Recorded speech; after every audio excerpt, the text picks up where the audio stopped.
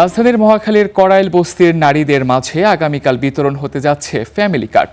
TNT মাঠে এই কার্ডের পাইলট প্রকল্প উদ্বোধন করবেন প্রধানমন্ত্রী তারেক রহমান। সচিবালয়ে এক ব্রিফিংয়ে এমন তথ্য জানান অর্থ ও সমাজ কল্যাণ মন্ত্রী। বলেন, প্রাথমিকভাবে বরাদ্দ রাখা হয়েছে ৩৮ কোটি টাকা।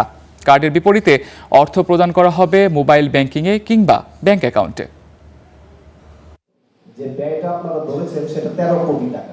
নির্বাচনের ইশতেহারে বিএনপির অন্যতম আলোচিত প্রতিশ্রুতি ছিল ফ্যামিলি কার্ড। সেই প্রতিশ্রুতি পূরণ শুরু হয়েছে। প্রাথমিক পর্যায়ে ৩৭,৫০০ নারীর প্রধান পরিবার পাবে এই কার্ড।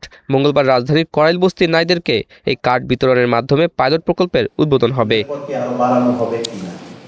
সোমবার সচিবালয়ে সাংবাদিকদের একথা জানান অর্থ ও সমাজ কল্যাণ মন্ত্রী।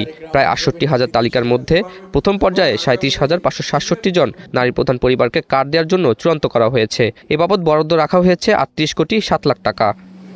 আগামীকাল 10ই মার্চ মাননীয় প্রধানমন্ত্রী ইনশাআল্লাহ এটির শুভ উদ্বোধন ঘোষণা করবেন এবং কার্ড ফিজিক্যালি উনি বিতরণ করবেন। পাইলট প্রকল্পের অধীনে দেশের ১৩ জেলার ১৩ সিটি কর্পোরেশন ও ইউনিয়নের ১৫টি ওয়ার্ডে কর্মসূচি বাস্তবায়ন করা হবে। ফ্যামিলি কার্ডের টাকা সরাসরি মোবাইল ব্যাংকিং কিংবা ব্যাংক অ্যাকাউন্টের মাধ্যমে বিতরণ করা হবে। সবার কাছে যাবে ক্রমান্বয়ে। আমরা হতদরিদ্র দিয়ে শুরু করছি, তারপরে দরিদ্র যারা আছে, তারপর নিম্ন মধ্যবিত্ত যারা আছে, এইভাবে উপর দিকে যেতে থাকবে এবং সকল নাগরিকের কাছে এটা পৌঁছবে। সকল নারী প্রধান সংসারে তার হাতে গিয়ে পৌঁছবে। ফ্যামিলি কার্ড হবে এনএফসি প্রযুক্তির। আসছে জুনের পর এই কার্ড বিতরণের মূল প্রকল্প বাস্তবায়ন শুরু হবে বলে জানিয়েছেন সরকারের মন্ত্রীরা।